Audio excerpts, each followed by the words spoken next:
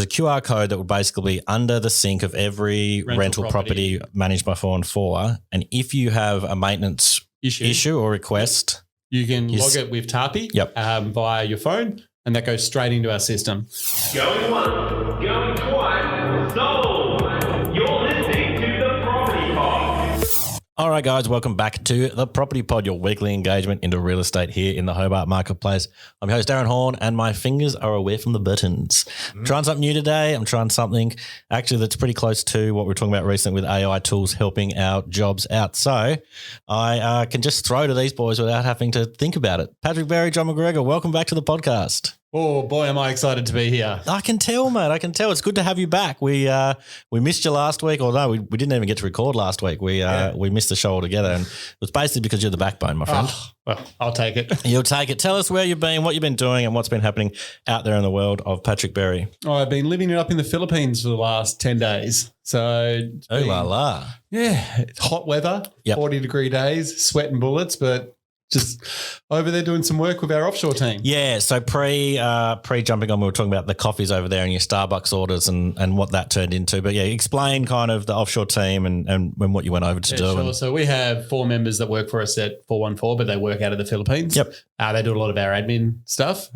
So 2 in our marketing team, which you work directly with. Indeed. Queen. Yep, superstars. And we have Daryl and Renz that work in our property management department doing a lot of their maintenance and admin work. Are we allowed to drop the info on kind of the new role that Renz is taking over? So can you tell us about kind of the main reason Abby was heading over for? Sure. So the main reason we went over was that about 3 weeks ago, we launched our own maintenance company, 414 Maintenance. So we have a maintenance team here on the ground in Hobart now, and all of their bookings, admin, accounting and everything will be run out of our offshore team with Renz. Yep. Yeah. And so the purpose of creating the maintenance team is to? It's really just to, I guess, streamline our property management department and try to help them when we have like handyman jobs, which can be anything from like fixing a door that's not quite closing, changing a toilet seat, regrouting a shower bay. Like they're quite easy tasks, but we need somebody to go do them. Yeah. It's like a jack of all trades. Instead of like a plumber who specializes in plumbing and electrician,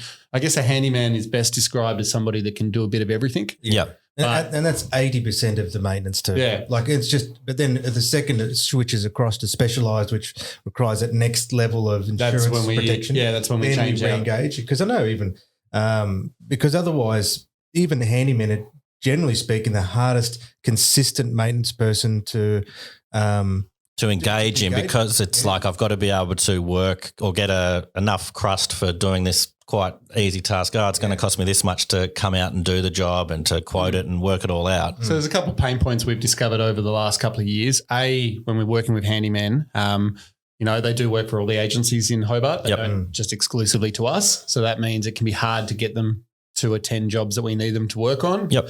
Because, they're trying to appease the other agencies in Hobart as well because they want to keep their hands in all the pots. The second issue we came across as well is handymen tend to work for themselves, so they're self-employed. But then that also means that, buying materials to fix jobs and things like that can put a lot of strain on them from a capital perspective. Sure. Having enough money to be able to go buy all the supplies from Bunnings to fix the job because we can't pay them until the job's done. Yep. And sometimes with property management as well, we can't pay them until the bond is released, which if it's a bond claim can take anywhere from 4 to 8 weeks, depending on if there's a dispute. And so some handymen are required, and we make this very clear to them before they do a job for us, that they could be required to wait anywhere from 2 to 8 weeks to get their payment through. So that we've found over the years caused a lot of issues with some of the handymen we're working with. They get to a point where they can't hold any more material costs and labour costs. Yep. So they're kind of like, I'm not as keen to take on that job. Yeah. So we started looking at it and we were really struggling over the last 12 months to get people to properties to do the work. And maintenance jobs were staying open for a lot longer, which is getting owners upset or stressed because the work wasn't being fixed. And so, we made the decision to try bring it all in-house. Yep. Have a full-time staff member on payroll for us. It means that we can actually sell the rate at a cheaper rate than what we were getting quoted from outside suppliers because our main goal is to break even, not to make a profit. Essentially, it's an upsell service is what we're offering. Yeah. And then obviously being our own in-house department, we've got the capital to hold the materials. We can we can pay for that and reimburse later when the time comes. So, and get the job done. Yeah, so the decision was made. We now have the handyman and we have 2 gardeners that form part of 414 maintenance. What a team. Look at that. so- Started from the bottom, now they're here. Triple trouble. Yeah, so now the goal was to head to the Philippines to teach our admin team how do we get it to How to implement the actual. Because the last thing we noticed is with handymen, they love going out to do the job, but they really struggle with the idea of having to book it in with the tenants or invoices after the job is done. So Oh, yeah, you're a handyman. You're handy with the tools, not with the pen. So the book work and the booking seems to be the part was always the letdown as well. So that's why we've got our offshore team handling all of that. So our maintenance person here on the ground, all he does is open up his app on his phone of the morning and says he's going to 1 Smith Street at 8:30 a.m. So this is another cool bit I wanted to bring up. So this is running through, is it the Tarpy system? So yeah, we use Tarpy, which is so this is where probably the most confusing part that we've had in this whole process is that now we almost have to wear 2 hats. We have our property management's hat, and then for Renz especially, he then also has to take that off at a certain point and put on his maintenance hat. Okay. Because we're using 2 different platforms. And then we're responding to clients in 2 different Okay, so ways. trying to cross So you're cross the correct. streams like Ghostbusters.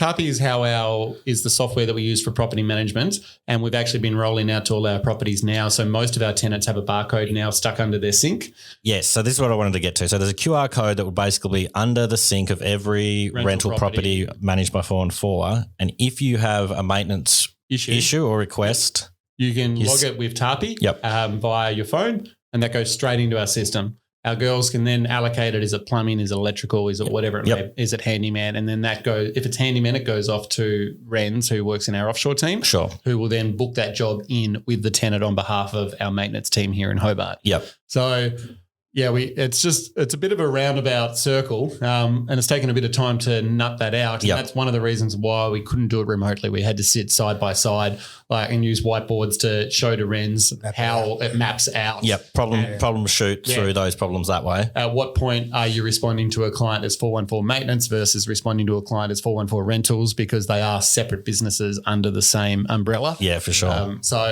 But yeah, it was a really good exercise, and we achieved what we needed to achieve. I heard that Abby was and Renz were absolutely exhausted at the end of the day. Like you got to the end of the day, you're like, oh, we're in paradise. So I was actually quite confident that Queen, who works with you might be interested in moving across to run the maintenance department. Yep. 3 days in, I was like, so Queen, how would you feel about potentially? And it was a look of horror. I've just seen what these 2 have gone through for the last 3 days. There is no way I'm touching this. No chance. I'm happy doing what I'm doing, and just leave me out of it. Well, don't mess with Queen. She's mine, and we're in a good spot. We've been doing heaps of that digital furniture of late, and she's killing it. We could call her a digital stylist. Digital stylist. Yeah, I think that probably fits in pretty well. That fits pretty well for her, yeah. Yeah, so it was a good time to be over there. And then just towards the end, we were lucky enough we had 1 spare day where we were able to spend it with the team and go do a bit of a bonding exercise. And yeah, it's just nice to hang out. And a bit of bonding while you were there as well. You caught up with some other members of the leading real estate. Yes, we did. What's it called again? Sorry, John will know. Agencies of the world. There you go. We got a big plaque on the wall out front because we are one of the only members in Australia. I think there's only 3, is there, There's John? not many at all. 3 or 4 of us in Australia. The other one in Tasmania as well. Yeah. So got to meet up with Jules, who was she's the Southeast Asia director or branch something. Yeah, a big giant title. Anywho, you got to meet up with somebody in the network and catch up with them, and you had a blast. Yeah, it was good fun. Got to trade ideas, talk about, because they were a little bit blown away that we had team in the Philippines. They were just getting their head around it. They knew the offshore world existed in the Philippines, but they hadn't actually thought about how people might use it in the real estate space. And the reach of, you're a small island in Tasmania. Yeah. It's a completely different world, and you're over there doing that. Yeah. Yeah. So it was good to chat to them about that and how our team function with us and how we communicate with each other. And it was I heard they enjoyed a drink just as much as you do. Oh, I now know why Chris McGregor joined, because I know Chris loves a drink, and that's got to be the reason why. These people. The networking is strong. A little too strong for my liking, to be honest. The one night I went out with them, I think I stopped counting about 13 or 14 beers. Wowzers. And I'm not sure what we were talking about towards the end, but I'm sure sure it was gold. It would have been, real estate gold. You definitely knocked that on the head. I think Dad was excited that you got to experience the first taste of what that's like, because then even with FIABC and the leading real estates, it's all across the world, and everyone that we've ever met is very gracious with their time, their houses and everything when you go and visit them. I have to admit, we met up with one of the agents who works in Manila, which is where we were heading for the weekend, because we were there for the first week and then we had 2 days in Manila. Then we were heading back to work for the next part. Yeah. So, and he was like, "Oh, you'll never get transport to Manila on the weekend. It's too hectic." The basketball World Cup draw was on as well, so there was lots of people in town. He's like, "I'll just hire a driver all weekend for you. I'll just get a driver for you." I'm like, "It's all good.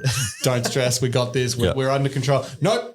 You need a driver. I'll get my driver to come pick you up and take you around. Like that level of we'll do anything for you was strong. They're just like, "Hey, you're here visiting us. We're grateful for it. Let us help. Let us work you into our country." Yeah, well, and like you at said, that stage, I think they'd had too many beers because the phone call never came next day. You should have booked it. a 3 a.m. promise. I out, but I was like, "No, I'm pretty good to get myself around a city." Oh, look, it's surreal. And when I haven't been able to do it personally, but I saw in Australia I have, obviously, but internationally, well, no, that's not true. So even when I went to Luxembourg, we spent time with one of the families, and they put me up for 4 days. Now, some of these players has got some serious money. So this house had it was 4 stories. It had an elevator in it. It was next level kind of thing, and that was really nice because I'd been staying in nothing but hostels, and I was going into one of the nicest houses in Luxembourg. I got that feeling as well that there are some very well off real estate agents out there. Like the guy I met, he had his own driver. I think he had 2 nannies for his kids. So yeah, he was living life pretty well in the Philippines. Yeah, exactly. What other real estate agents and how they operate their businesses internationally as well is kind of cool. No, it was very interesting because obviously in the Philippines he focuses more on commercial, and commercial is the big player in that space. Like residential real estate's not really a thing. It sort of just gets handed down through generations of family. Okay. Yeah, for sure. So there is residential sales, but from what I could gather, it's not as strong as what it is here in Australia, where we focus more on residential than we do on commercial. That makes sense. So yeah, he was more in that commercial space and renting and selling commercial properties. Yeah. Okay. Okay. But no, it was really good and interesting. And that was the other thing I noticed as well when I was there is most of the stuff that is selling is being sold by the developer, not by real estate agencies. So they got full size pop-up shops selling big condominiums. Big condominium complexes. So they're selling little mini villages is what they're currently building, like high-rise villages. Yeah, which for I think sure. is what Queen used to do before she worked for us. I believe that was, some of the stuff that we looked into earlier. So real estate's slightly different to to how we see it here. It's not as transactional from a residential space as what it is here. Yeah, I think there's also an extra layer of protection on who can and cannot buy land in the Philippines as well. So as internationals, I think it's a little bit easier for us to buy, a unit in the condo or something rather than purchasing land. But again, I'm still confident there's another link through there as well. So it's just another layer of complexity. But I do love the way in those developments how they build up those 3D models. Because we were at the airport, I think, coming through, and I just stopped and chatted to a lady who was selling it. Took the book with me. I was just there for the experience. Yeah. But then, of course, they had the full map. And so you're, walking over the development. You're like, oh, that's going to be your unit right there, pointing to the... Well, the one I went into, which was in Mall of Asia, which, biggest shopping centre I've ever been into in my life. Did you get lost? Oh, yeah. All I wanted to do, Aaron, was find this stupid Nike store. I think it took Abby and I about an hour and a half. I've already been past this shop. Where the hell is it? I can't do it. I was driving us mental. But we found this development project complex, and as soon as the Westerner walks past, they are quick to jump out of the store and chase after you. But the model's there, but behind it was a full-size kitchen of the exact kitchen, and the full they'd literally built the inside of the. Oh, so like you've got the tiles that sit in the other room over here to say these are the tiles that maybe could go on your development. The entire inside apartment inside the shopping centre, so you could literally walk through the apartment. Far out. See, when John was telling his story, I was just picturing the Zoolander where he's got the little model, and he's like, "What is this? A school for ants?" But you're saying that they've taken 3 times this big. Yeah, and Pat said they have made it 3 times as big, and you can walk in it. But John's right. They then like to take you over to the model and be like, with the little laser point, and be like, "This is where, we could sell you this one." Yeah, it's pretty crazy. I know, it's fine. there's still something that makes me nervous about buying off a model. You know what I mean? Like, I don't know. You're a bricks and mortar man. There's no reason for it. It's in a logical fear.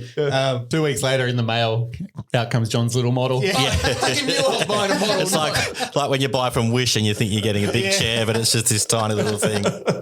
No, well, speaking of models and plans and stuff, one thing I wanted to throw in today was, did you see this Star Wars mod or plans for this Star Wars house in Victoria? Oh, Not yet. It was an application for one, is it? Yeah, and they've been approved. Yeah. Pat will bring them up and I'll try and put them in the video. But essentially, it's like a Star Destroyer. Yeah. And so the land was purchased and it's like deserty plains and made to look like a space planet. And that's why he liked the idea of it. But they've made full plans for what looks like a Star Cruiser from Star Wars.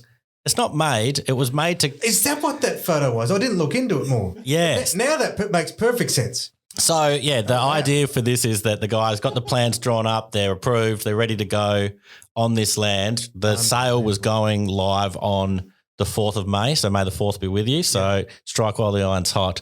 So I think so you'd buy the Project Star Wars house. Yeah. So it seems so strange that it's kind of a it's a really niche market where it's That's like, amazing, I've got plans to build a Star Wars house. I'm not going to do it.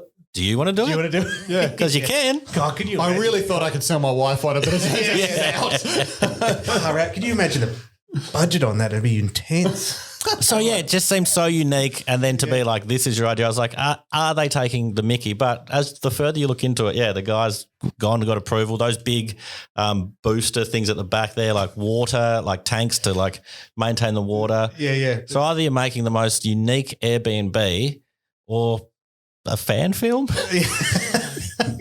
Don't know. Interesting. Well, see, this is why, it would be amazing just to have so much money. You could let's just do that. Let's see where this goes, That's why I don't have but money. Looking into plans, like it still wouldn't be cheap to get a draftsman or someone to. And to spec it out so that it looks like one, feels like one, but still covers off all the requirements. All the rules, yeah. Yeah. That's where they've used, with the photos, the back end of the tanks to look like the jet engines. Yeah. Oh gosh. Oh gosh. I've thrown him. Gosh, man, I hope someone does that. Amazing. Well, we'll keep up with the story and we'll watch this space. The other thing that is in development at the moment and a big development for Tassie, last thing I wanted to cover off on was footy. AFL team announced 19th. Gil was in the state last week. Very, very big news that AFL licence has been approved here for Tassie. Hopefully we'll get the Devils moniker from Warner Brothers. I believe they've said that that's something that could happen. But other than that, there's been some names thrown around, the Tassie Turbo Chooks or the Tassie Apples. I'm 100% the Turbo Chooks. The crazy bit is like with the Jack Jumpers, but when that was announced, I was like, that's the most ridiculous name ever. Turbo Chooks could work. Oh, hell yeah. I'm out there. It could work. Yeah. The thing is, I'd be proud to be a Turbo Chook because those damn things can run. Yeah. You try to tackle one of those bad boys, it's not going to happen. Someone was like, if you call it the Turbo Chooks, then the stadium could be like the hen house. Don't mind that. Somewhere online. Don't mind that at all. So yes, the stadium is going to be built, or that is the federal government are chucking in money to make sure that that's made, which was the final hurdle in getting the thing announced. So we're having a footy team. What's it mean for Hobart and Tasmania, gentlemen? Well, it's got to be an upward thing. You would hope so. I would have thought that having, as silly as it sounds, an AFL team shouldn't create opportunity. Like it's just a sporting team. But I think it does. I think, for starters, we're going to be attracting mainland players to the state. Yep. But the big difference, in my opinion, as well, is not just players that will have to relocate to fill the team, but also the fact that when we've had the North Melbourne and Hawthorn licenses that they come in for 4 games each a year, we're only getting the B grade teams or the lower non-sellout games So it's the team, like the games that we get are the ones they know are not going to sell out in Melbourne. I like West Coast. They seem to play here a lot. They do. And next weekend, I think they play as well here. And fair enough, because no one's going to that game. No way, Jose. But like, if you think like your Collingwoods, your Essendons, your Richmonds all having to play games here in Hobart, not only would that be amazing to fill that, because people are saying you're never going to fill out that stadium of 23,000. We only get, I think it's 7 to North Melbourne. Yeah. But it's a team that's underperforming and playing teams that normally are underperforming. And there's the very few loyal Yeah. fan base here. You bring in those A-grade teams to the state and you're going to have tourism coming in from people flying down to watch that game. Yep. Like just like we go to Melbourne to watch footy, people will come to Hobart to watch To footy. see the games down here. Plus, you're going to have all the locals going as well because we're finally seeing top quality football. So it's really interesting. In the last week and a half since they've announced it, I've been kind of just asking friends kind of, are you going to switch? Are you going to stick with your team? And they're like, oh, no, look, I wouldn't switch, but I'll get a membership straight up. Like I'll get a foundation membership, and there'll be my other team, which I think will be a big part of kind of our age bracket and people who are already, but It's the younger kids. it's the younger kids. Look at- Exactly. You just got to look at Hawthorn since Tasmania sponsored them. How many younger kids support Hawthorn? Yep. Like it's not an official Tassie team, but there's so many of the younger demographic that support the Hawthorn. Yeah. Football And as a once you result. start capturing those younger ones, I know then I would be taking the kids along and going along and saying, let's go see the Tassie. I think it's going to be a really big thing for bringing community together. And the Jack Jumpers has been a really good case study for it's sold out. People are really trying to make sure that they can get to the games. Yeah. If they can follow that model and get in right now and get people excited and maintain that excitement for 2028, huge. It would be interesting then because then they'd have to have a natural flow and effects to all the leagues down the road that brings through the talent. Yes. For all the excitement to actually re-engage in footy, that you've actually got a visual means. Basketball, I think, since Jack Jumpers started, is the largest sporting code in the state at the moment. Yeah, and they don't have enough. Were they 100 courts short or something at the moment, Wow. Tassie-wide for the amount of people that want to play Wanna do it. basketball? I think that's what that That's guy at the sports stadium Yes, told us. yeah, it's recently. basically they don't have courts to facilitate, and even someone I was talking to the other day they were playing their community league, Division 12 at Claremont College, and they got booted off the court one time when the New Zealand Breakers had to come and train there when they got stuck here for COVID. No way. It's like That's- they're going to Claremont College, this professional sports team are training there. Yeah. Okay. Well, I suppose the other thing too is that we're going to, for the entertainment industry, get some arena acts at this point. Yes. So, and that's the other part of the stadium. They're saying, your big acts can kind of come down here and it's affordable for them to do that. So all the positives around that side, I guess from the housing side of things and from our state, I did a fun thing. We were talking about AI the other day in our Don't give away episode. our secrets. No, By this point, everyone's tuned out, so we don't have to worry. Is that what you're on? well, this is the fun bit. I literally was on the way. I had to take one of my kids to the doctors and the announcement was on the radio and I was like, open ChatGPT. I'm like, all right, ChatGPT, act as a journalist and write me an article explaining what are the benefits of the team, AFL team coming to Tasmania. Popped out this output and I was like, it's not too bad. I might tweak it just a little bit. So I was like, can you please refer to this and this, a few little facts. Popped a bit more. Within 40 minutes, I'd sat in the car, tweaked it enough on my phone that I could then come back and I'd send it to Pat. I'm like, what do you reckon about this? He's like, yeah, hits all the info that we kind of would say. It'll help boost everything around the stadium, bring jobs to the state. Tassie tourism will go gangbusters. So it's hitting all these things. And that's it. The more tourism that goes gangbusters as a result of the team, the more restaurants that are full, the more money that is flowing as a general whole, only returns in people being able to buy homes and afford property. So there's no way that it can't be a good return. No. So I'm super excited about it. That's my little inside football trick there. If anyone's read that blog, which I also wanted to put out as a bit clickbaity. It's a very clickbaity kind of topic. There's lots of debate on whether a stadium is a good idea or whether it should be going into other areas. Absolutely. I got a few clicks on my bait. I dangled my little lure out there and people responded in the way I thought they would. I actually thought I'd get more from it. So maybe, maybe I need to really ramp it up. But look, the future of Tassie looks bright for our kids. So That's all going ahead in leaps and bounds. I think it's a thought where one of the biggest things I find about Tassie is if you can't leave, you're trapped. Whereas I suppose interstate you can move across different state lines, etc. But if you're in Tassie, it's almost restrictive in the sense it is a small state and it is waterlocked, so it's harder to get out. At least if there's points of reference where you can look to and say, hey, there are amazing opportunities still available in the state that can take you places. Yeah, yeah. You know, these kind of things are an incredible way to do that, I think. Well, I woke up the following day. I said, honey, Jack and Henry, they could play for Tassie. They could play Tassie in the AFL. So you never know. They You never could. know. I'm in with that. Yeah. I'm in with that. You never know. All right. Well, you never know what's going to happen on the Property Pod. Hopefully, Neither do we. yeah, no, it's very dangerous. I don't think all my technical plans worked for today. I had a bit of a break in the middle, but we'll see how the AI edits it for Yeah. me. Man, I'm going to be just sitting at home having AI do everything for me by the end of the year. He's making his job redundant. Yeah. Redundant the more. I know. I was going to turn into that guy from Wall-E that just sits there in his chair and has everything done for him. You just get more done. Exactly. All right, guys. Thank you. We'll be back next week. Maybe we'll talk about federal budget if we're brave enough. Only time will tell. Thanks for listening. Like, share, subscribe, do all the things. See you later, guys. Bye. You have been listening to The Property Pod, recorded and edited by 414 Media House in conjunction with 414 Property Co.